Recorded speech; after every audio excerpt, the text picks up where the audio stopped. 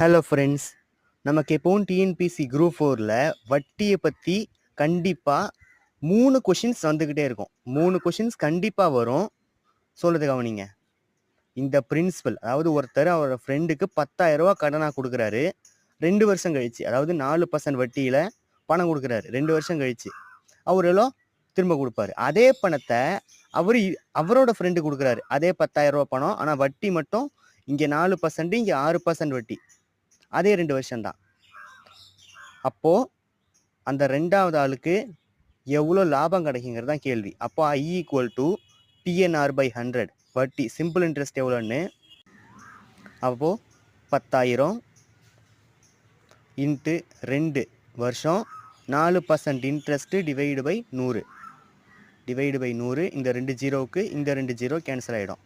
அப்போ 800னா 800. இவருக்கு இன்ட்ரெஸ்ட் வந்து 800 ரூபா. அதேபடி இவருக்கு இன்ட்ரெஸ்ட் என்னன்னு பார்க்கலாம். அதே I = PNR/100. அதே 10,000 ரூபா தான், அதே 2 வருஷம். ஆனால் இன்ட்ரெஸ்ட் மட்டும் 6%. இன்ட்ரெஸ்ட் 6%. அதே /100. இந்த 2 ஜீரோக்கு இந்த 2 ஜீரோ போயிடுது. அப்போது 2 × 6 12, 1200. 1200 I = இப்போது அந்த முன்னாடி வாங்கினார்ல அந்த ஃப்ரெண்டுக்கு எவ்வளோ லாபம் கண்டுபிடிக்கணும்னா இது ரெண்டுத்துக்கும் டிஃப்ரென்ஸ் நம்ம கண்டுபிடிக்கணும். அப்போ 1200 மைனஸ் 800 என்ன வரும்? பேலன்ஸு 400.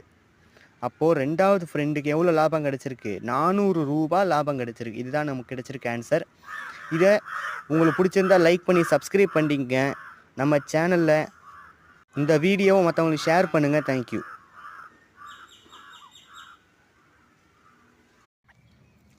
ஹலோ ஃப்ரெண்ட்ஸ், இன்னைக்கு டிஎன்பிசி குரூப் 4ல் இந்த சம்மை பாருங்களேன். ரொம்ப ஈஸியான சம். சண்டேவுக்கு 2, சண்டேவுக்கு 2, டியூஸ்டேவுக்கு 3, தேர்ஸ்டேவுக்கு 2, மண்டேவுக்கு என்னன்னு கேட்குறாங்க. ஆக சண்டேவில் U ஒரு வவல், A ஒரு வவல், ஆக 2.